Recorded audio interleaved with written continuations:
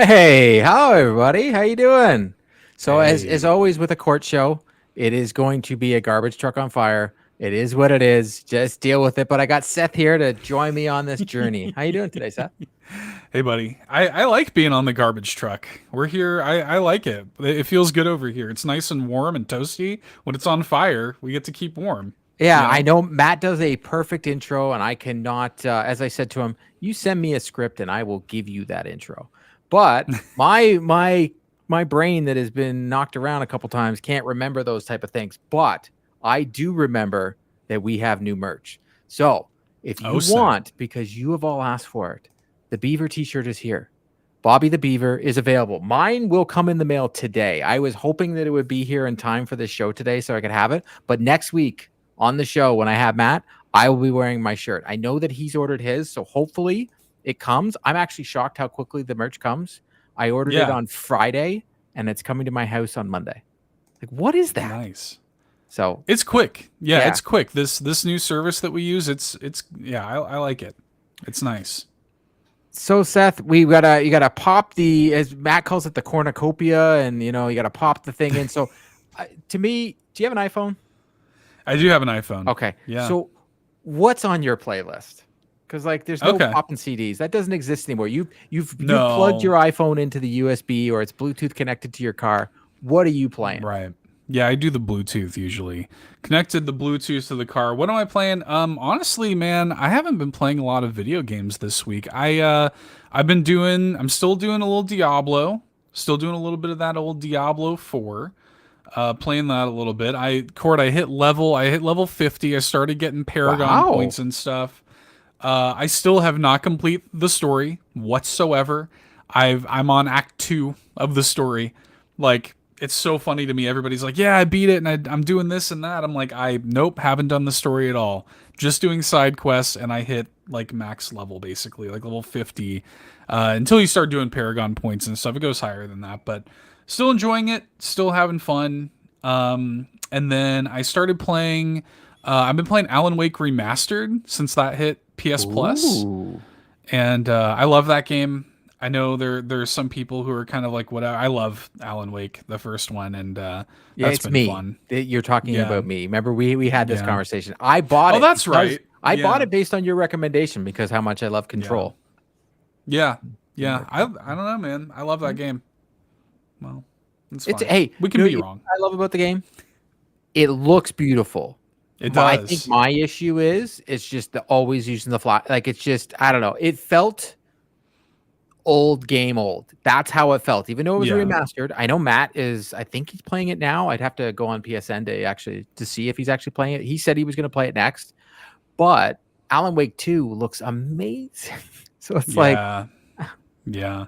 it's one of those. But if what you don't like is the flashlight, I don't know if you're gonna like Alan Wake 2 because I think that's coming back. I don't Looks think like it it. is. That doesn't look like it is. I don't know. Well, we'll see. Guess we'll You know see. what?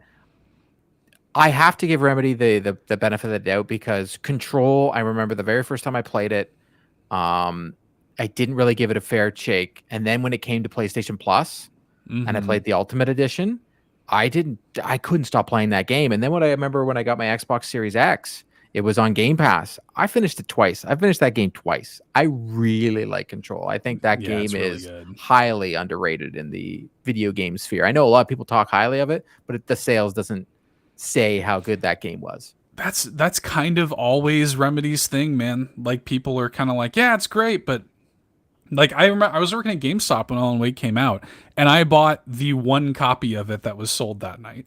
So it came out the Wow. same day as Red Dead Redemption, the first one, Well, it was and Xbox everybody was 360, buying right? that.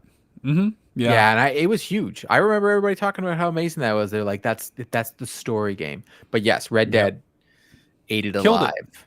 Yeah, killed well, it. you know, But yeah, put it out but like a yeah, horse in a pasture. Yeah, yeah, Red Dead. pretty Yeah, much, yeah. They yeah. yeah Hey, they kneecapped hey. it.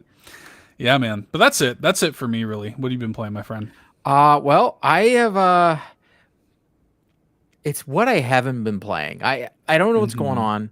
It's like this weird little funk I'm in, and you know what happened with me Diablo 2. Me, you, and Sean, we were all playing it. We were playing it together, and I was in Yeah. it to win it. And then I got just a little bit past Act 2. I was playing with Drellesh one day, and then I didn't. I just stopped playing it. and I stopped playing it so much that I deleted it from my console. Oh snap! Yeah, I don't So know it's what it is real. about it. I went back. I tried to go back, and I'm just like, when I play by myself, I'm like, I don't care. I started fast forwarding story beats. I'm like, all right, I guess I'm out. I'm not saying it's a bad game by any means. I'm just saying that it just didn't speak to me this year. Maybe I can go back and play it at another time. And then I started playing Final Fantasy 16, and I was loving that game. And once again, I haven't skipped story beats or anything like that. I'm just over 26 hours in that game. Dang. And I stopped playing it. And I'm not missing it. I started playing the Division 2, and I was really getting into it. There's a couple people from the community that have hopped into the clan and been playing with them, and I haven't played a video game in over 4 days. So I'm trying to almost like cleanse. I'm like, okay, nothing is speaking to me.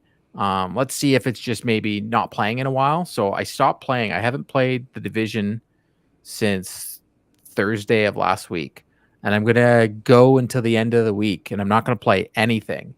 And then I'm going to hop back in and see. As I told you before we were recording, I'm going to try play Psychonauts, the very first one.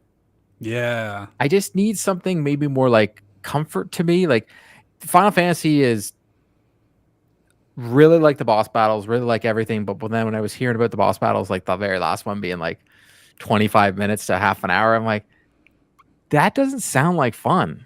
Like nothing about that is like, where do I sign up for that? So I was like, okay, you know what? I had my time with Final Fantasy. I'm going to finish it because I promised Matt, but I'm like, I don't know. It's great. I'm not going to ever say I don't like Final Fantasy games, but when the next Final Fantasy comes out, am I going to be lining up to go buy it? Probably not. I don't know. I don't know what it is lately. Co-op shooters and co-op games and stuff like that. I think I had more fun playing, what did we play on Carpool Gaming Day all together that everybody always likes to play? The little nubby things. And you're like Fall Guys. Fall Guys. That's it. That's the one. I had a lot of fun playing that. Like I have fun playing with other people lately. So that's why I'm going to try Psychonauts and be like, is it just, am I not having fun with single player stories? But who knows? I don't know. Maybe I'm in a funk. Flows, dude. Ebbs and flows. But who knows? Maybe I'll be playing it on my brand new PS5 and add it to my throne. Is that a segue? Snap. I think that was That's a segue. A great segue. Was Take it? I hope so. Yeah, like I'm just like PS5 can't even like now what I just did there. Seth is laughing because when I review a game, I do that. When I screw up and I say something wrong, I will have these little, I guess, slurs or whatever they are. My brain just stops working and I just like have marbles coming out of my mouth. But anyways, that FTC Microsoft, we have it has more leaks than that than a subway near Ubisoft in Montreal, because the amount of things that have come out of this is pretty impressive. So we got an article here from Tom's Guide written by Roland Maury Collier. I think I got that right. I hope I did. You know, we'll have the link down below. Sony's PS5 is a divisive machine, with some people liking the bold two-tone design. Not Sean Capri, though. Others finding it to be big and, well, there's Sean right there. We could do some slimming down. Well, that could be happening. As part of the legal jousting between Microsoft and the FTC, a lawyer from the former has reportedly claimed that Sony will release a PS5 Slim before the end of 2023. It's already been rumored that there's a PS5 Pro coming, so this just adding on to it. And if Microsoft is saying this could be some weight behind it, the rumors, this also definitely could be happening. A slimmer PS5 isn't set to bring any extra power or features over the base PS5, or more likely the PS5 digital. But for those who have yet to jump from the PS4 to the PS5, it could be the console to get if you're not sold on the look of the existing consoles. Now, we have a ton of questions, but before I bring those questions in, because they have a lot to do with this, there has been a lot to do with rumors surrounding the PS5. We have a PS5 Pro rumored. We have an external hard drive that can be hooked up outside of it rumored, and now we have the PS5 Slim. Here is my guess. We're definitely getting a PS5 Slim. There hasn't been a Sony console where they don't give us another iteration of this console and do something with it. The Slim just makes too much sense, but I do think it's going to be a disc version. What do you think? Okay. Like, am I off base here? I think this plugging the disc in, I think that's just for the digital version. Or maybe we get a slim version digital and disc. I wouldn't pass. Yeah. That I could kind of see that because like the reason because like when you get the disc version of the PS5, it's got that hump on it, right? It's got that bump, it's got that little butt on it, and it's I could kind of see like if you're doing a slim, like would it really like to cut costs, like just make it cheap as like I look at a PS5 Slim and I'm like this is a move to make this as inexpensive as possible, and like, the rumor is $399. yeah, so it's like make this very cheap and make it like, you know, like if it's a digital only thing, I think the vast majority of PlayStation gamers are digital only anyways. So like if it's a digital only thing and it keeps that thing like slim and it keeps it cheap, I think that's maybe the way they'll go with it. So we have a ton of questions. So I want to bring everybody in. So I'm going to name off all the questions, and then we're just going to answer them all together because it pretty much has everything to do with what we're talking about right now. So Drellesh asked, question for the show. Rumor has it that the PS5 Pro is releasing in 2024. Now, I wanted to reiterate the rumor for this PS5 Slim is 2023. Will you be investing in a PS5 Slim if the Pro is bound to release in less than a year later? Also, please keep in mind that the 2024 is bound to release the year of Switch 2, Seth. So in short, 2023 was the year of top-notch gaming. 2024 could be the year of new console hardware coming to the market. Do you think this influenced the sales of the PS5 Slim negatively in any way? Now, he's also put in here, Tom Henderson, Insider Gaming, has reported suggesting the PS5 Pro will launch in 2024. And then Blackwire, he added on to Drell's question, do you think the possibility of the Slim dropping this year instead? Many deals and discounts at the moment on the PS5. And then we have Jaden Rose asks, question for the podcast. If Sony makes a PS5 Pro or Slim, what game do you think will be coming with it? What do you think the updated console should be bundled with, if anything at all? Her dad speculates Metal Gear. And Sean Capri writes in, oh, me too. I also have a question. If Sony makes a PS5 Slim, will it be smaller or larger than the PS3? Well played, Sean. Well played. So there's a lot to unpack here about when they're coming out and so on and so forth. The rumor is that the Slim is going to come out this fall. So here is my Kreskin hat. You know, I'm going to use that, you know, that person again that no one knows who he is and he doesn't exist because I'm so old, but that's fine. What if the PS5 Slim is announced at this rumored next showcase? And it's a Spider-Man edition. Could be. Yeah. Could be. Well, there's some people in the chat. We have Kevin here in the chat. We got Yarden/Jarden here in the chat. Talking about I think the Slim will be the only PS5 after a while, kind of phasing out the standard PS5. This is what they did with PS2. Yep. And PS3. And PS3 eventually, right? So it's like you do this thing where you kind of introduce this new slim, cheaper model if it is digital only, if they wind up selling another disk drive or whatever separately. And then like that becomes like the new standard to go alongside the Pro. I could see them doing that. And I think that if they're gonna bundle it with the game, I think that this is the perfect, if it's cheaper, it's the perfect thing to bundle a game with, right? Because then it makes a lot of sense for the holidays. You've got a cheaper option. You've got the marquee game bundled in with it. And I think that makes perfect sense. But to have that, you know, exist in perpetuity, it's a way like more palatable option for people to come into PS5 with. 100%. If this rumored price tag, and the rumor of the price tag is because Microsoft put it in the filings with the FTC. They pretty much said, and we're hearing that the price will be $399. That's USD. So that's it's probably going to be $499 Canadian, just the way they get us every time. But it's still extremely more cheaper. So if it is at that $399 threshold, that makes me think more and more that the rumored external hard drive that you can hook up is more and more sense, because I think you're right, Seth, that I'm digital only. So many people that I talk to in the PlayStation landscape are digital only, that they could go with this and say, hey, if you're upgrading from your PS5 now to buy this, and to answer Drellish's question, I will answer it, then you can just get the hard drive if you need it. But I personally don't think there's going to be a lot of PlayStation people that are going to be like, all right, I have the PlayStation 5. I'm going to upgrade to the Slim, because I don't see it as an upgrade. I can see in the future, and including myself, going from the PS5 to the PS5 Pro. That makes sense to me. But I think the Slim, and I think you hit the nail on the head there, Seth, is a whole new market segment.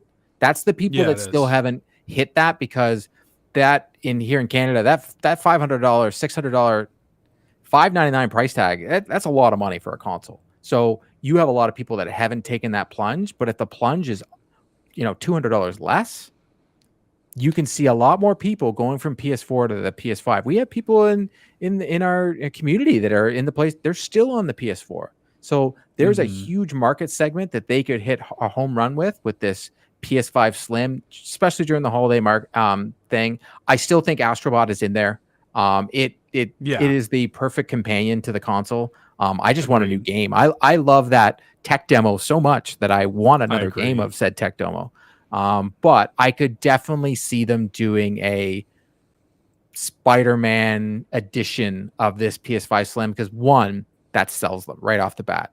That game's a system seller, and now you're going to literally sell systems, because if you didn't think you were going to get the people that already had a PS5 to buy one, you're going to get some of those people. Like Matt, he loves Spider-Man so much, he might go out and buy a PS5 Slim just to get those perfect jumping on point. It is the perfect place. If you do not have a PS5, if they come out this holiday and say, here's a new cheaper model that has the biggest game for us for this holiday to get you in, it is the perfect way to get people in. I look at what Xbox does, right?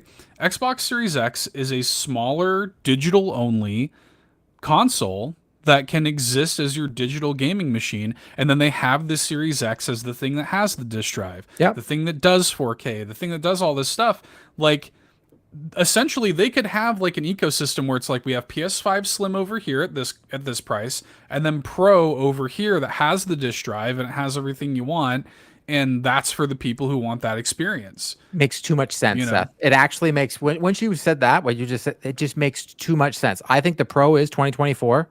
Whatever the next big game is next year, that'll be bundled with the Pro. And I think it's smart to possibly, and this is just, spitballing here. The rumors are it's coming out this year, and we've heard rumors about this one because of the disk drive. I believe it was Tom Henderson from Insider Gaming. He talked about this last year, about this separate disk drive. It makes Kevin even said in the chat, you spend $100 on disk drive if you want it, but $399 for that console, it's going to sell. That console will sell. And it also gets away from, I have a funny feeling this one won't have faceplates on it. I think this Slim has no faceplates, because Matt and I have been saying this for forever. We just wish they would do faceplates. Like the fact that the Final Fantasy 16 ones never came here and they were only in Japan. I have a funny feeling that they'll do a Spider-Man console for this and not for the other one. And you'll get a Spider-Man controller, but you won't be able to get faceplates. I don't know what it is about the no faceplates. Maybe it's because they are kind of janky to take them off, and you almost think you're going to break your console every time. So maybe they just don't want people breaking it. I'm not too sure, but we'll see. Like it's definitely coming. I know many people don't want to see a Pro or a Slim, but it's happening. And I see Kevin's comment that Xbox has said no interest in making a Pro. Yeah, it's because they're just not selling enough consoles of the X as of right now. That's the interesting thing, though, because like if Sony does one, if Sony is making a Pro, does that push them? Because you have to 100%, react. 100%. Right? The only reason we got a PS4 Pro is because, remember, Xbox made the most powerful console. Xbox bringing out that black Xbox Series S was even a shocker to me, because we were talking about this before. We were looking at the sales of Xbox in Japan, and I was actually in shock. I thought the S was going to do so well there, and it's just not at all. I see a ton of S's still on I think it's a great little console, but it's not doing what they thought it would do. It was at first, but I think the people that bought it, I think majority of them were already people that owned like a PS5, and they were like, well, this will be my second console, and this will be my Game Pass machine, 100% sort of thing. Yeah. So we'll see. It's only time will tell, but I think 100% it's real. It's an unforeseen. We're getting it. Well, yeah. In other news, a game that I am extremely excited about it. It's probably my most anticipated game behind Spider-Man, Assassin's Creed Mirage. We got a bit of news that was dropped this weekend, and thanks to our boys over at Console Creatures, I'm going to give you a little bit of it. So, Assassin's Creed Mirage will add the History of Baghdad feature thanks to its partnership with the renowned institutions. Ubisoft has announced that the upcoming fall title, Assassin's Creed Mirage, will bring its past Baghdad setting to life by adding these games' History of Baghdad feature. Similar to the Discovery Tour feature in the franchise most recent entries, History of Baghdad will allow players. Now, there is a difference because we are going to show a video after and are going to go into a difference.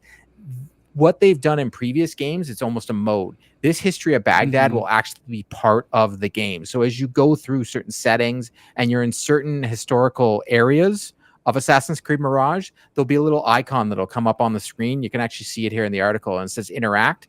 That will be while you're playing the normal game. And then everything will be actual stuff, and they'll show you actual exhibits that they found that are in museums and such. It's really cool. I don't know if you ever played Origin, Seth, where you could go through and you could go through Egypt and just actually Explorer mode or whatever. Yeah, it was amazing. They're actually adding them together in this game, so it's giving us a lot more content, which I think is awesome. But we also got a trailer finally for this game. Like, we got the trailers over at the showcase, but now we're getting more. So in this trailer, Assassin's Creed is bringing back to basics. So we found out in the developer interviews that they've pretty much taken Assassin's Creed 1, the ideas, and that's what this game is. So Basim is our main protagonist in Mirage. He's a fascinating character, one that fits in the mold of the classic assassins, deadly and resourceful with a complex personality, says Sarah Billow, narrative director. For that reason, we felt Mirage needed to be a strong narrative-driven experience. We knew early on what we wanted to do and explore the reminiscent settings of the first Assassin's Creed game. Hence, it's a lot. If you look at it, Basim, like everything kind of is the same sort of going back to basics with our Assassin's Creed. We're not going to be doing the RPG elements. They're gone. But you can see in the next Assassin's Creed experience, we'll have, having witnessed the events of Valhalla, this is something the team has been working on. Originally, this was supposed to be DLC, and now it's going to be a full-fledged game. Now, I will say this, the skill tree, I'm happy. It's not as big. If you saw Valhalla, it is ridiculous how big this thing got. So in this, we're going to have the basic assassin skills that we were used to in previous games. And if you look, like you have the Phantom, the Trickster, and the Predator, it's not as mind-numbingly crazy as the other games where you're just like, I don't even know what to do anymore. And then we're going to have dies, so you're going to be able to change. It's almost like we're going back. We have Assassin's Creed 1 and 2, and we're going to be able to take some of the things that I loved about those series and put them in a game. And then we have the different new combats that we can see here in the trailer. Now, I wanted to ask you, Seth, are you excited about this game? Because it's going to be a 8 to 10 hour experience, and it's a lot different than what we have used to because the parrying is going to be back. So all those elements from Assassin's Creed 1 and 2 are going to be in this game. Yo, I'm way excited for this game, actually. Because of that, like, shorter runtime, because it's a smaller experience, like, that's why I never played Valhalla. Like, I loved Odyssey, had a great time with it. However, I was playing that game for like 150 hours. And I was like, I loved it, but I was very done with it by the time I was done with it. And when I heard that Valhalla was even bigger, I was like, nope, I'm good. Thank you. Moving on. So to hear that this is like a tight, concise package that like is going to be the kind of thing that I can dive into. It's not even full price. Like, it's actually like cheaper too. Like, that is so. What is it in the US? All my boxes. $60 here in Canada. It's $49.99 here in the US. Perfect. And I'm like, that's awesome. Like, to me, that's check. I'm good. And it's more interesting that we got this game coming out, and there is 11 other Assassin's Creed games in the works. We've got the rumored crazy. I didn't put it in the agenda today, but I was going to just talk about it here since we're talking Assassin's Creed. The rumor is we're getting another Black Flag remake. Well, not another. We're getting Black Flag remade. Yeah. One of my favorite Assassin's Creed games. I actually like the ship combat. It's interesting that we're going to get this, and we're still getting Skull and Bones, which was inspired by that game. That whenever we get Skull and Bones, but there is so much Assassin's Creed content that I am worried it's going to be what it was where we're getting it, because we are going to get it annualized every year. We're going to be getting a new type of Assassin's Creed every year, but I'm hoping we get more of these. We'll get like the huge RPG, because I'm agreeing with you. Valhalla was way too long. As someone that I have finished everything in that game. Like I have done every side quest. I have done everything in that game. I believe my playtime was just over 222 hours. No. Yeah, no, that game's too much. Too much. It was over 100 hours to finish the main story. Holy crap. Nah. I'm good on that, dude. Ain't nobody got time for that. No, dude. It's interesting because they always bring out an Assassin's Creed game at the beginning of a console. So it's always Valhalla, Black Flag was the PlayStation 4. Yeah, PlayStation 4 was, and now we might, Mirage could be the PlayStation 5 Slim. So we'll see. I'm excited about the game. Let us know in the comments if you're excited about the game. This is one of those games that I will not stop talking about it once it comes out, because I promise you, I will be playing the living daylights out of it. But I wanted to get on to more news because we still got questions to go. We're going to be getting some Spider-Man 2 news. So Spider-Man 2 is getting its own Comic-Con panel this month. Insomniac to reveal the new details about Venom and the role symbiotes play in the game. This is reported by Tom Iben from VGC. Marvel Spider-Man 2 is getting its own San Diego Comic-Con panel this month. Key developers from Insomniac and members of the game cast will reveal new details about the title during the panel, which is titled Symbiotic Relationship and set to take place on Hall H on Thursday, July 20th. Get behind-the-scenes look at Insomniac's game, take on the monstrous Venom, and how symbiote plays in the role of the sequel. Here's my guess. And this is just me spitballing here. We're going to find out who is playing Venom. That's what I think we get out of this. We're going to get to see Venom in action, maybe get to see a boss fight, because we've already seen Spider-Man in the symbiote. Now I think they're going to reveal Venom and who it is. Now, my question to you, Seth, is who do you think is Venom? Well, we've talked about this. It's got to be Harry, right? Like it's got to be. Like, see, now I'm getting thrown around because a lot of people are making me think it's not. Because you see the picture and Venom's so big, and I'm like, well, no, Venom becomes big in the comic because it could be any. Harry is the easy answer. Yeah. But what's the fun answer?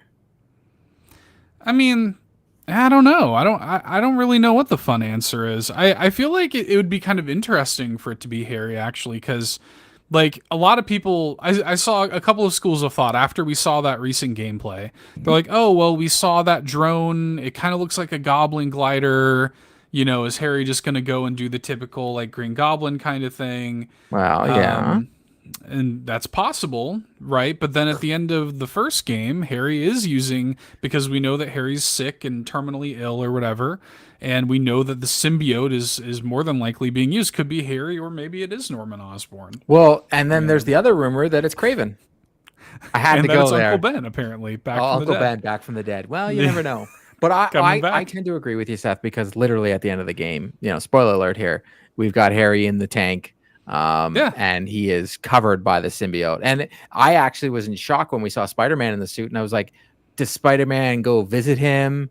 And like he's like crying and he's like banging on the glass, and like it comes through. Like I'm very curious how even Spider-Man now gets the suit, but we'll see. We're gonna find out real soon. We're gonna be doing a lot of coverage on Spider-Man, so anytime there's even a little tidbit of news, we're gonna talk about it here on the show.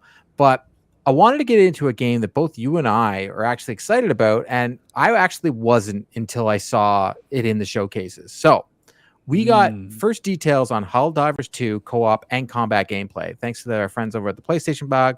Greetings, future Helldivers. It's Catherine Arrowhead, social media and community manager, back again to bring you new Helldivers 2 gameplay details, a more in-depth look at our cooperative play and combat. After your Helldiver defrost on your ship, and you and your squad mates must prepare for a mission by customizing your armor, your weapons, and your stratagems together. Stratagems, yeah.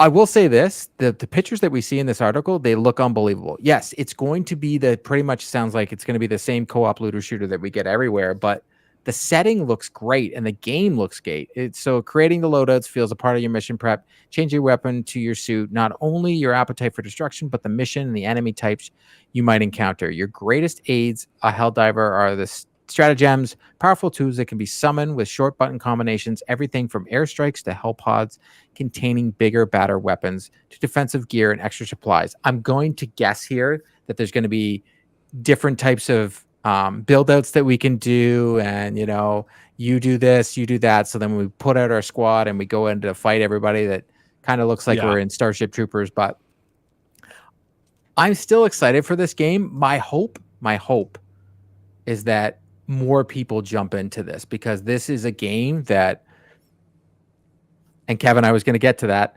So I do think this is going to be a PlayStation Plus game. Perfect. I think this is lined up for it. Why are they putting a PlayStation blog about it? Why are they putting so much behind this game? I do think this is the perfect game to launch on PlayStation Plus because of its online capabilities. And you technically, from what I understand, you're going to need people to play with to play this game. Your thoughts, Seth? Yeah. No, it's that is exactly, and I think, if I'm not mistaken, because I played the first Helldivers, and I've never played any of them. I'm pretty sure it was a PlayStation Plus game, because I don't think I would have got it on its own. And I enjoyed it. Like, it was really hard, like brutally difficult. But I enjoyed it. And this one, interestingly, Helldivers 2 looks like a totally different like vibe and perspective from the first one. So I'm looking forward to seeing, and yeah, this would be the perfect thing for PS Plus. I think that's what they should do. You are correct. Announce the date. Helldivers, the first one, ended up being on PlayStation Plus. Wasn't at launch, but it was there. Yeah. I think that's what I thought. Yeah. So, I mean, launch that PS Plus, even if you put it behind extra or something, just put that on there. You know, I think they need to give more. Like the PlayStation Plus, the way it works is they got to give more value to extra. And I think this is the perfect way. One, they've already shown in the stats that I was shocked to even see this, that more people have subscribed to extra anyways. But I think we've seen this enough that in a game, like look at Fall Guys, look at all these games where you play and you're in a party and you're playing with friends.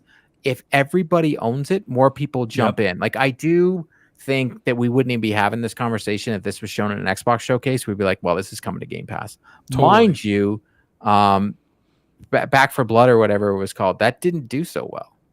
So not always is this going to be a home run, but I think that we've learned from PlayStation gamers that they'll want to crown this as their thing. Like look at Stray, like the amount of people that played Stray because it was free on PlayStation Plus and announced it, and people wanted it Game of the Year and such. Great game, but Game of the Year, I don't know. And this is a Sony first party, isn't it? Isn't this a Sony studio making it? Yeah. So I mean, like that to me, I think they should develop a cadence where like anytime it's a situation like that, we should be looking at this like we do with Xbox, like a foregone conclusion. So it's second party, says Kevin. So Sony's publishing. Sorry, I was Googling. I was like, I think you're right. Yeah, that makes sense though. Like if you are publishing the game, then that should honestly just be a foregone conclusion. Like this is coming to PlayStation Plus. Done. Yeah, I don't see how they don't. Like I think it's some of the things that I've been disappointed about that PlayStation has done with their showcases and such that I think Xbox does a phenomenal job at. When you watch an Xbox showcase, it will tell you right off the bat. And I've already noticed, even when we got the announcement for Stray and a lot of these different games, they like hold the messaging and don't let you know whether these things are coming to the service or not. Like it's so weird to me. Like if they know that this is a deal, that this is coming to the service, my thought is we should be getting pumped about it right now. I agree. Like, the game looks great, but I'll be totally honest here. Am I going to jump into this game unless it's on the service on day one? Probably not, unless everybody else is. Yeah, that's the thing, man. Get it locked in, and like maybe they are just waiting to have like a release date. But I'm with you. Like, who cares if you know that it's gonna be on there? Just go ahead and announce that and get people excited for it. You know, drum up that hype machine. That's what. Yeah, Xbox does a great job of that. I as much as the consoles aren't selling as much as I thought they were going to this generation, Xbox's marketing team deserves every bit of credit for even having Xbox in the ecosystem of us even talking about it. Like I know there's many in the community that love their Xboxes, but I think kudos to that marketing team of constantly putting it in the conversation. Like PlayStation Plus announcements come out and we don't really talk about them. We talk about them on the show, but it's not that big of a deal. And there's some huge games. Call of Duty was announced. Call of Duty Cold War. That's in PlayStation Plus. That's huge. But when anything gets announced for Game Pass, it's a conversation for the day. So kudos to them for that. I think Sony needs to take a page out of PlayStation here and maybe learn how to do their announcements a little bit better. And if there is this rumored second showcase, please, please, please show us some things that we want. I don't know. It's just need a little bit more. Agree. That's all. Give us more. But in other news, Firesprite Games has moved into a new studio. Firesprite Games, the developers behind the PlayStation VR game Horizon Call of the Mountain, has moved into a brand new studio. This move, according to the company, is a significant step forward at Firesprite in helping us fulfill our vision and becoming a creative powerhouse with the PlayStation Studio family. This is coming from Insider Gaming Mike Straw. Acquired by Sony in 2021, Firesprite Games now sits with over 250 employees with a goal of developing exciting projects as part of the PlayStation Studios family. While the next lineup of PlayStation games from the studio has been announced yet, the studio is working on the PC multiplayer online shooter Star Citizen: Theaters of the War, working title. Yeah, it's not a good one. Alongside Star Citizen developer Cloud Imperium. Firesprite formed back in 2012, creating games such as Run Sackboy Run for the PlayStation Vita, wow, and the Persistence Air Force Special Ops Nightfall for the original PlayStation VR. While most of their work so far has been in the co-development format, it has been assumed that the studio will now start focusing on games that is becoming primary developer for PlayStation 5 and beyond. Now, I'm actually excited about this because I thought Horizon Call of the Mountain was one of the best games I played so far this year.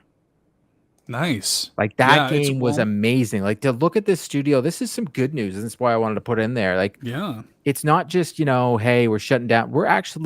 They have done some great work, and they started as a Run Sackboy Run. That was a mobile game that was also on Vita. Yeah. It wasn't a bad mobile game. I did play it, but like, I love hearing stories about this, about development studios where they finally hit a home run, because I truly believe that Horizon Call of the Mountain was a home run. That please give me my Ghost of Tsushima game. Let them make it. Like, that's what I take from this. Like a VR one. Yeah. But I also love the fact that people are getting promotions here, and we're going to be getting more games from the studio, and we're not just going to be shuttering their doors or moving them over to other projects. That's a big team. 250 people. That's a big team, dude. Like, that is a powerhouse team, and probably working on multiple games at this point, especially considering that they had, Horizon Call of the Mountain is like the marquee first party Sony PSVR 2 game. Like, that was the big like launch title and stuff. Like, and it runs amazing, Seth. Like, amazing. My arms hurt after playing it. But the game, like, it looks beautiful, and that I even said this to Matt. Anytime I play a PSVR 2 game, I'm like, I always compare it to this. I'm like, well, it's no Horizon Call of the Mountain. Like, it's just, that's how good this game looks. And if Sony's like, hey, here, we're going to go all in with you guys. Here's a new studio. Show us what you got. Now, my hope is they're just like, hey, do another VR IP. Here you go. Make us another VR game. Because that's one thing. As someone that's bought a PSVR 2, I need more. They need more good like first party PSVR 2 releases also. And I like what you said. I like if a new studio comes in and like really knocks it out of the park, like, yeah, put a ring on it like that, and just like double down on them and say, here's your new studio, here's all these employees, let's go. Like, let's do this. Look at Insomniac. Look at all the studios. Like, and Xbox does this too. Everybody does this. I don't want to go into this console war thing of like nurturing, because I hate even using that word. But if they produce something good, at least they're putting money behind it. When we had Insomniac and Naughty Dog, these studios weren't as big as everybody thinks they were, but they started putting out some big hits, and they got money put behind them. And I know Xbox is doing that with Playground Games. Like, Jesus, Forza is just unbelievable. That game is just great. And now we're going to get a Fable out of them, and we're going to see what they get to do. And I'm hoping because they saw Horizon Call of the Mountain, they're like, this game's great. All right, you know what? Let's see what happens. So I'm hoping, because I don't want it to be like one of those EA stories where, we're not getting a Titanfall 3, which is, oh man, it sucks. I look at such the opposite of what has happened in other places where we've gotten great games and still the studios get shuttered after, and it kind of sucks. I feel bad. It's just as true today as it was when Beyonce said it. If you liked it, then you should have put a ring on it. Right? That's just as true today. I just see Seth just dancing. All the single ladies, all the single ladies, Single all the ladies single dance. ladies, all the single ladies.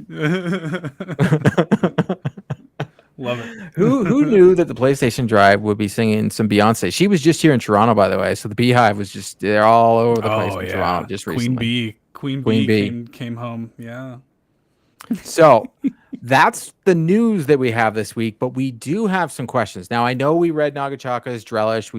We've read some, but believe it or not, we still got a whole bunch more, which is great. I appreciate everybody writing in. Yeah. That is awesome. Without everybody writing in, without people being a Patreon supporter, we wouldn't have a show. So Brian Eck writes in, hey guys, going off what you were talking about on last week's show about games being more expensive and costs becoming unsustainable. Why then are we seeing more trilogy in games being planned for development? A trilogy like Horizon could take more than a decade to make. Do trilogies make sense? What impact do they have not only on the consumer, but more importantly on the developers working on these long projects? What do you guys think? Should more companies stop series after 1 or 2 games, or do big AAA trilogies make sense financially? Keep up the amazing content. That's an interesting question. I mean, I think that like it kind of goes back to what we were saying about like, betting on your horse, like kind of putting your money where your mouth is when you're creating like an exciting new IP that is being planned creatively as a trilogy. I think that's really for me, like if this thing is being envisioned creatively as a trilogy, as a franchise, then yes, like that totally makes sense. And chances are, at least hopefully, the people that are working on it are excited about it creatively as well. Yeah, I mean, like games are more expensive to make now than ever, and they cost more to buy now than ever.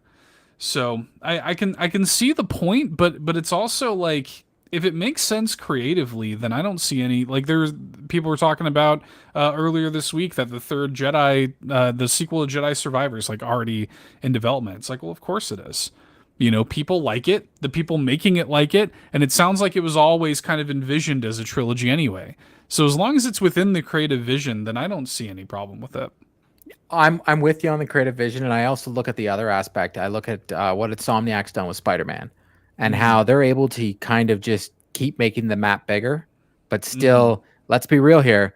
They're going to be using some of the same assets. We're going to see videos on day and date of the console warriors coming out and going, they're using this asset. Well, if the studios weren't, then what are they doing? Because what have we learned about this generation? And even at the end of last generation, it takes a really long time to make a video game nowadays. So if they're able to use these assets again and blow them up, or make them look better, and like as people were like, oh, there are all these new maps in Spider-Man, we're gonna have Brooklyn, we're gonna have all, I'm like, well, obviously we had Manhattan, but technically Miles is from Brooklyn. It's just easy just to add those on to an already world that they've already created and just change those assets, but they've already got the engine working. I'm not a developer, so like if we have any developer friends, let us know, because this is definitely one of your conversations of being able to answer whether creatively that still gets you going.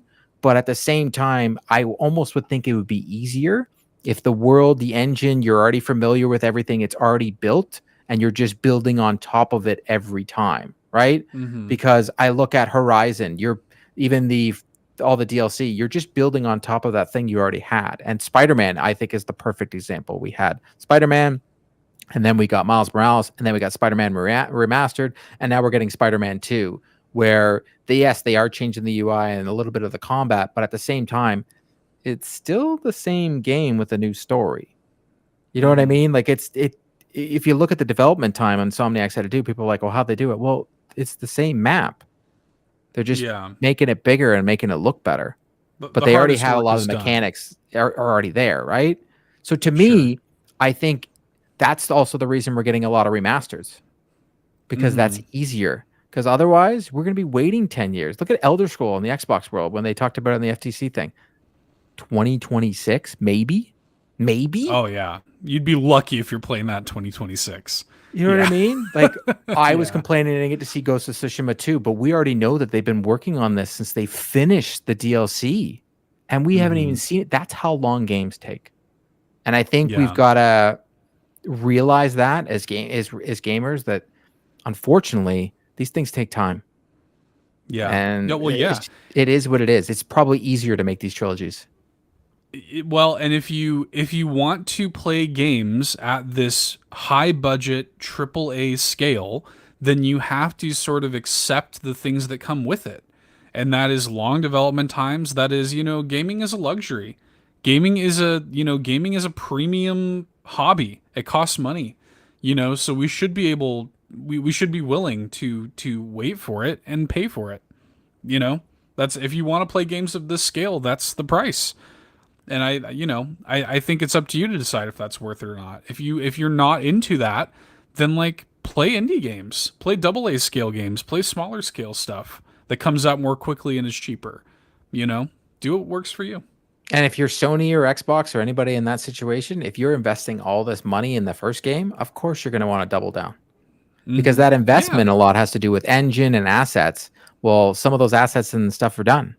So you're not having to spend as much to make the other two games as you did the first game, right? That's just the way I look at it. So I think it's here to stay. We're seeing it in the movie industry. We're seeing it in everything. Trilogies are a thing, and they ain't going anywhere anytime soon. Let's go down here. Stingray X writes in, question as well for the show if it's not too late. It's never too late, honestly. Seth, how is Ghost of Tsushima treating you? Oh, God. Okay, so for those who don't know, Ghost of Tsushima was my committed relationship game, and I kind of shot myself in the foot a little bit with this one, Court, because everybody else, their committed relationship is like, Portal 2, like a 6-hour game. James Cameron's Dark Angel. All these short games. I think the longest game was maybe Matt with Shadow of the Colossus, which is like a 12, 15. I put like a 50-hour game on my list. Sorry, all I'm picturing in my mind is Ryan popping out of the corner of your screen right now and just going, James Cameron's Dark Angel. Yeah. Like, honestly, it's all I can see right now. Yeah, brought to you by James Cameron's Dark Angel, season 1 now available on DVD. No, yeah, and like I get it, like, because if Sean were here right now, he'd be like, "Well, whose fault is that?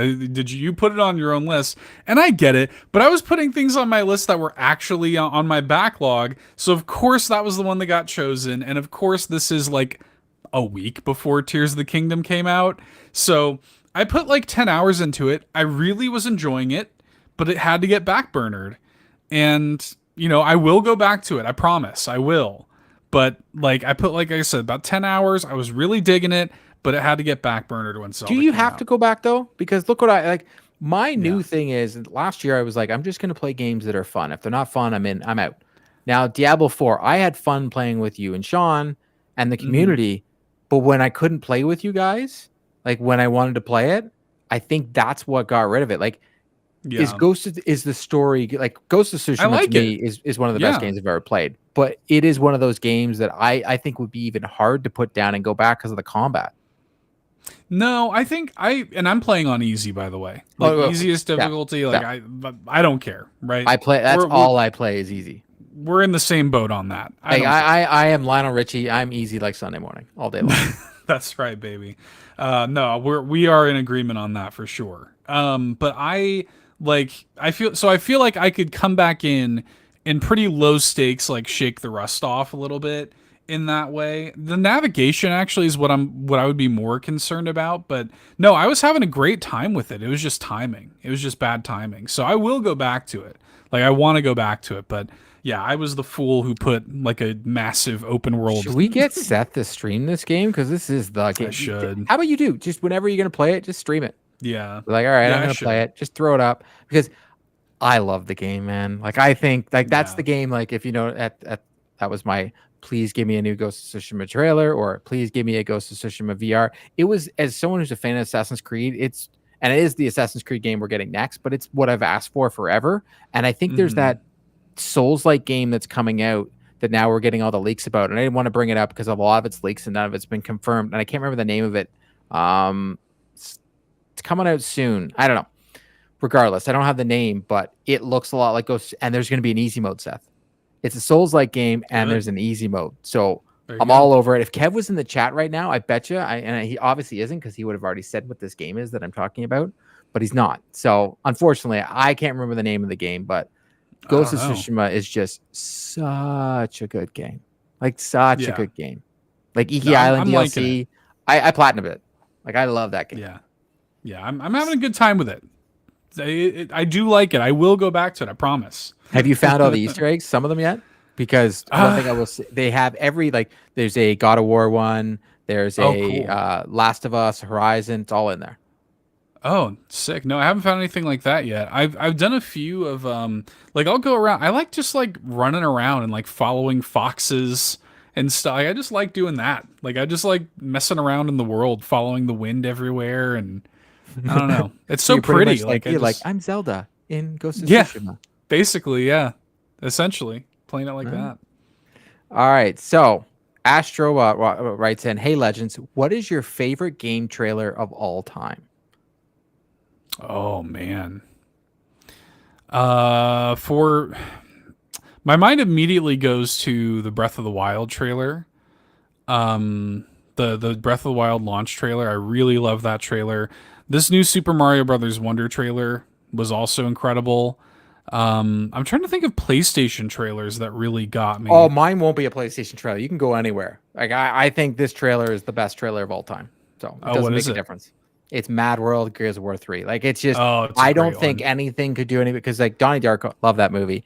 And when they did this, it almost made people watch a movie they hadn't seen before. Because like Donnie Darko was a cult.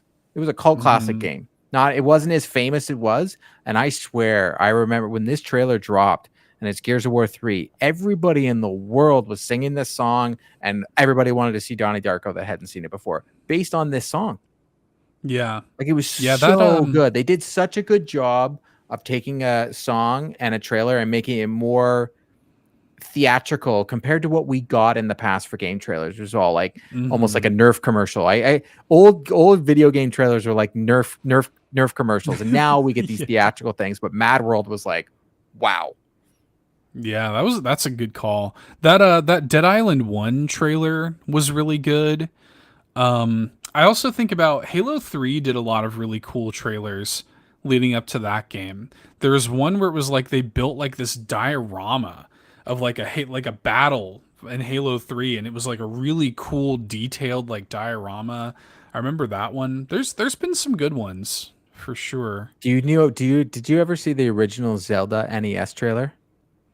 The one with the kids playing on the TV. It's the Legend. Well, there's of Zelda. that. There is playing on the TV, and then they just have a guy walking around going Zelda, walking up to walls saying Zelda that has nothing to do with the game. Like that's what I remember growing up in the 80s. Like that's why I say Nerf commercial, because it was like boom, bah, ooh, zap, ooh. Here's what's going on, because the trailer had nothing to do. It was almost like how they used to sell us toys, where they'd show a bit of the cartoon and just have somebody like flying through with a GI Joe, and you're just like, okay, I guess I want to buy it now.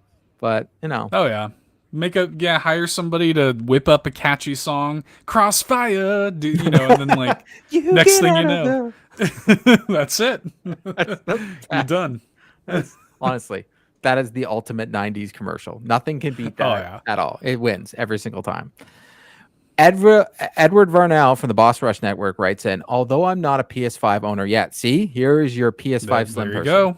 Do you think it will have a phenomenal library of titles, or do you think it will be forgotten once the next console releases? Is it possible the PS5 will have a title that will carry Super Metro iconic status? Honestly, great question. Something that's the thing. It's really hard to look at something in the modern age and say with certainty that like this thing is going to be looked at the same way that Super Metroid is, because that game's like 30 years old now, right? It's hard to say, but I look at the PS5, I think it's already got a pretty great library at this point. And then once you factor in stuff like Spider-Man 2, like I think they're really kind of coming into their own at this point. I think kind of a shaky start in terms of first party software, but it's starting to finally kind of come into its own, I think. And I honestly think it's kind of just the beginning, because I think that once we start to see more studios make PS5 only games, we'll see some truly incredible stuff. Like once Naughty Dog's making a PS5 game, like, well, as long as Bungie doesn't come in and be like, so that sucks. You can't make that now. I mean, but I'm right there with you. I think it's too soon to even say that. And I think that the 2 years of pandemic is kind of, I think has extended the life cycle of this generation, and at the same time also like stunted it on development side, because we're getting way too many cross-gen games. Like I look at certain games that released and I'm like, oh, imagine Horizon was a PS5 only game. Even Ragnarok. Even Yeah, God of War Ragnarok. it would have You been, know what I oh my mean? god. Imagine how much bigger. But I also think it's going to be very hard to ever compete with the PS3, Xbox 360 life cycle, where we got Assassin's Creed and BioShock and Infamous and Last of Us and Uncharted. We got the amount of games we got that are now tentpole games for PlayStation. Yeah. It's going to be hard to compete. PS4 was amazing. Amazing. Amazing. I still count, we got The Last of Us, and like I know it was cross, it was on both consoles, but at the same time, it's a PS4 game to me. Like it's just it's so much we have in these two generations. And the reason I say it's a PS4 game, I finished it on PS3, but the remastered was the better version. Until now, like one of my favorite games on the PS5 is Last of Us. That's another big part of it though, to that point, is like we're seeing so many remakes and remasters and stuff also. So I wonder how much that's going to factor into the way we look back at this generation. Is like, well, a lot of like the great games on this generation were remakes and remasters and stuff. So I wonder, even this year, we're sitting here talking about Dead Space and RE4 remake and or Metroid even Prime Assassin's Creed remaster. Mirage. They're pretty much saying this is not real. This is just a remaster of number one. They're kind of like going back to, we're doing a lot of backtracking. You know what I mean? So I wonder if that's going to factor into the way history remembers this generation as well. That'll be interesting. So Josh O'Neill writes in, by the way, Court, great shirt. Who is your favorite turtle and why? So when I did my announcement video for the questions, I was wearing a Teenage Mutant Ninja Turtle shirt. Mine is Michelangelo. He likes to have a great time. He likes to have a pizza, and he doesn't take life too seriously. Yeah. Straight up. How is Michelangelo. it not? How is it not, Mikey? I love them all for different reasons, but I mean, like, Mikey, I think, is like the easy win here for me. Honestly, yeah. My daughter loves Donatello. My brother loves Leonardo, and then we joke to my wife that she's Raphael. Like, just yeah. I love them all for different reasons. When I was a kid, I liked to do the Donatello. I like the bow staff. I like my daughter loves him because she goes, he's a big nerd, and I love it. Yeah, for sure. But I mean, yeah, Mikey all the way. So Josh also asked, hey guys, hope you're both well. With AC Mirage coming at the end of the year, I'm curious who your favorite assassin has been over the series. As much as I enjoyed Connor, Edward, and Arno, it always goes back to Ezio for me. Hope you both have a great week. The thing, yeah, because Ezio, you basically get to see him for like literally his entire life, right? He's also the best Assassin's Creed game, which is Assassin's Creed 2. But that's my opinion as a huge fan. Odyssey and like the newer versions, they're great. But Assassin's Creed 2 is what made me fall in love with the franchise. I was going to say, in Italy, like if they just remake that instead of Black Flag. That's true. Come on. Yeah, that is the one. That is weird. Why not remake that one? Yeah, I did like Edward. I really love Cassandra from Odyssey. She's number 2 I for like me. her a lot. She's I amazing. like her a lot. Yeah. I'm actually of the person that I wish they didn't make us choose. Like I wish Cassandra was just that's who you choose. Like that's your. I like it when they're like, here's your character. I understand picking the male and female. People like just tell me who it is. Like in the last in Valhalla, the male character was the one you're choosing. Eivor, that is the male Eivor. Like you could tell. And then Cassandra was the character. Like you could tell how the story was progressed. I didn't understand that, but Ezio is my guy. 100% Ezio della Torre. 100%. I even did the hey, manja, hey. By far. And I love Assassin's Creed 2. Like it's a great game. It is. I finished it, I believe, like 7 times now. I keep playing it. Wow. Even when I went to Europe, I came back and I had to play it again. Like such a good game. Such a good game. Yeah. And it's not that long. So if anybody hasn't played it, the Ezio collection is out there. And there's a reason there's an Ezio collection. Go out there and try it out. It was probably like $14 somewhere. It's a Ubisoft game. Actually, I think it's on PlayStation Plus. It's got to be. Yeah, I was just going to say that's got to be on PS Plus. Yeah. And the last question of this week is from somebody that none of us know, but Matt Sawitsky writes in, hey guys, Matt from the Press Bowl here. If you had to make a fast food combo based on a PlayStation first party, what game, which restaurant, and what would it include? what would the toy be? This is aggressive. Ooh, aggressive. It's aggressive. Yeah. There's a lot of parts to this one. This Matt That is a character, lot. whoever he may be, wow. Who's this Mac guy coming in I here don't with know. a question? It's a like very that? Steve Igvari Fast question, though. food. Fast food specifically. To make a fast food combo around a PlayStation IP, And then a you got to toy. put in a toy. So, like, to me, Yeah. you automatically. I think we can do this together because there's a lot of Okay. parts to this. Come up with so if something. your toy, it's either going to be Ratchet and Clank, Astro, Or Sackboy, maybe. or Sackboy. You can't. Yeah. So I guess we could do some sort of poutine because we're a Canadian show here. Potatoes. It's got to be Sackboy, Canadian, potatoes. sure. And if it's that's a me, good then the one. restaurant is Swiss Chalet because I have no choice. So it's Swiss Chalet. It's a poutine with a Sackboy toy. Can you you can get poutine at Swiss Chalet? Yeah, you also can even change up the poutine and instead of using gravy, use chalet sauce. Oh. So good. In fact, last night I Interesting. made French fries. I made dinner for my daughter. We had and my wife. We had chicken thighs, and I put French fries, and I put chalet sauce, and I made chalet sauce, and we poured it on our French fries instead of ketchup. It was. Let's go. That sounds good. Well, so is Swiss Chalet? Would you consider that fast food though? It's pretty fat. Yes, Okay. I would. Okay. Even though All you're right. dining in, you can order. You can order at Swiss Chalet if you order a quarter chicken dinner. For anybody who's been there, you're in and out in a half an hour. I would say you would get your meal quicker than you would at McDonald's. And this is like it's almost like a Boston Market sort of thing, right? Like Yes, in but the better. States, I'm trying to. Yeah. Well, way yeah, better. Okay. But yes, you It's get like a fast rotisserie casual. chicken. Yeah, Yeah. 100%. Yeah. But if we're gonna do fast food, I don't know, man. All those restaurants are terrible. Besides That's harder. Wendy's And they're is all so good. they're mostly bad too.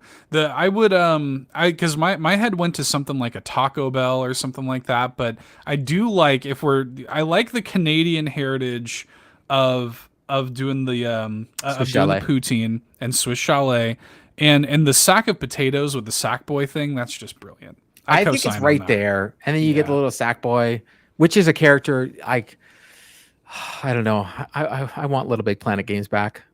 What they gave I us miss 'em wasn't the too. same for me. It just wasn't the same. I'm sorry. I'm gonna say it. I liked it. I liked Sackboy's Big Adventure quite a lot. I actually haven't finished yet. My wife and I It's are hard. slowly working through it. But we're liking it. It's really good so far. But I do enjoy kind of that direction, but I do kind of miss Little Big Planet also. I love the created levels people used to put into the game. I thought it was amazing. I really did. I thought it Yeah. was fantastic. But Yeah. that's our show for this week. But as always, we wouldn't have a show without any of you, the people listening, the people in the comments, the people asking us questions, and especially our community and our Patreon members. So we'd like to thank everyone who supports us at patreon.com/carpool gaming, our ultimate producers, Robbie Bobby Miller, who is one of my buddies that I play some Division 2 with, twitch.tv//Robbie Bobby Miller, Tony Baker, Quest 4 Pixels, youtube.com/Quest 4 Pixels, Jonathan Brown, literally the person that does the theme song for this show. You can check him out in his links below, but it's linktree/pme.jib. You can also just check him out on YouTube there. Got all of his music there. It's phenomenal. I highly suggest you go check it out.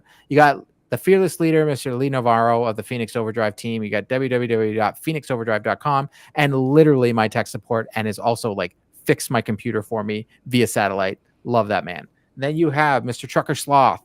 You have our platinum producers, Markus McCracken, RJ Kern, our gold members, Adam K, Anna, Awesome Dave 1337.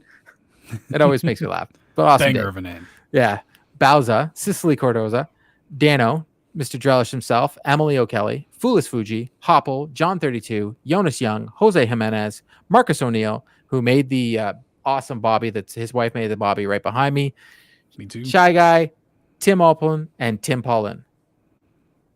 Honestly, Awesome. Thank you for everybody. I know it was a garbage truck on fire. I hope I did a good enough job.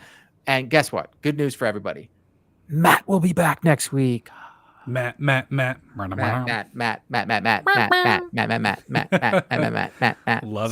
Love it. I look forward to seeing all of you next week. I thank you, Seth, for joining us. It's been a pleasure Thanks, as man. always. And course. that's our show. That's it. We'll see you Bye. next time. We're out. Bye.